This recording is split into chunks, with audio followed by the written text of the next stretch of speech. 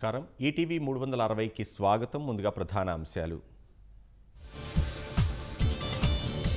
వాణిజ్య యుద్ధ భయాలతో కుప్పకూలిన స్టాక్ మార్కెట్లు. ఒక్కరోజే 14 లక్షల కోట్ల సంపద కోల్పోయిన మదుపరులు. వంట గ్యాస్ సిలిండర్ 50 రూపాయలు పెంపు. పెరిగిన ధరలు అర్ధరాత్రి నుంచే అమలు.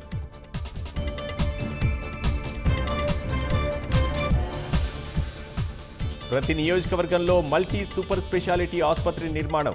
రాష్ట్రాన్ని ఆరోగ్య ఆంధ్రప్రదేశ్గా మార్చడమే లక్ష్యమన్న సీఎం. గిరిజనుల అభివృద్ధికి రాజకీయాలకు అతీతంగా పనిచేయాలన్న పవన్. అల్లూరు జిల్లాలో అడవి తల్లి బాట కార్యక్రమానికి శ్రీకారం. ఆక్వా రంగంపై అమెరికా టారిఫ్ల ప్రభావం తాత్కాలికమే. ప్రత్యామ్నాయ పరిష్కారాలు అన్వేషిస్తున్నామన్న అచ్చెన్న. గోదావరి బనకచెర్ల ప్రాజెక్టుపై తెలంగాణ అభ్యంతరం. ఇంకా డిపిఆర్ తయారు చేయలేదన్న ఏపీ అధికారులు. 2 కార్లు ఢీకొని స్పెషల్ డిప్యూటీ కలెక్టర్ మృతి. రాయచోటిలో గ్రీవెన్స్కు వెళ్తుండగా ప్రమాదం.